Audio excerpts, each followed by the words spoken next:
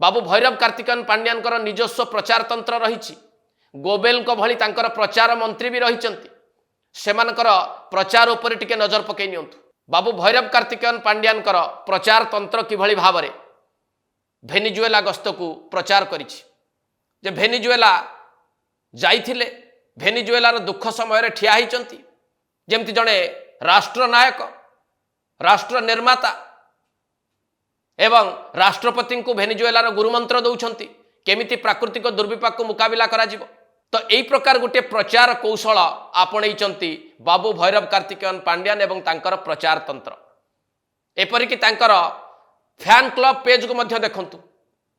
बाबू कौन सी गोटे दिग को छाड़ा को चाही ना सबु दिगरु चेष्टा करिसेंति प्रचार को ओडिशा लोकंक पाखरे पहुंचेबा पाई। ए खबरटी केवल सोशल मीडिया रे बा भैरव कार्तिकेयन पांड्यान का प्रचार तंत्र भितर सीमित रही ना किसी प्रमुख गणमाध्यम खबरटी को बसई दि जाइए कारण भेनिजुएला गस्तरे जाउछंती भैरव कार्तिकेयन पांड्यान बिजु जनता दल सर्वे सर्वा ए खबरटी ओडिशार लोक माने केमते जानतु जे ओडिशावासी जहां को प्रत्याख्यान कले जहां को आवश्यक कले नाही भेनिजुएला तांको काले खोजुची भेनिजुएलार राष्ट्रपति तांको खोजुचंती एई प्रकार गोटे वार्ता प्रचार ये उद्देश्य ना नाही टिके भल भाबे आपण बुझंतु।